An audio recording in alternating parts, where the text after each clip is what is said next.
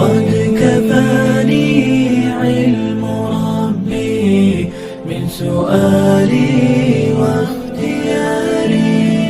فدعائي وابتهالي شاهد لي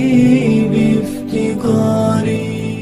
السلام عليكم ورحمة الله وبركاته. رمضان توابل كفل بدن بلاها كلا سندك هذا بولال نقمت كفائد استخير كتير بش بركيسن رمضان دمانتنا أن توبت كان وأن أصل لابنا الله سوينا وافكي فلدك كتير بش بركيسن رمضان ولا الكون دال سري دائم لهي صلاة شنطة يسونيا شودة يدمان صلاة صور عبش رمضان bisha Ramadaan waa bishii sadaqada iyo khayraadka hadaba walaal ku dadaal sidii aad wax u sadaqaysan lahayd waxna u bixin lahayd una caawin lahayd dadka ducafada ah adigoo oo sidaas uga dhareegsan fadliga iyo wanaagga ku jira bisha Ramadaan migaad waqtiga kulmin lahayd lahwi iyo maala yacni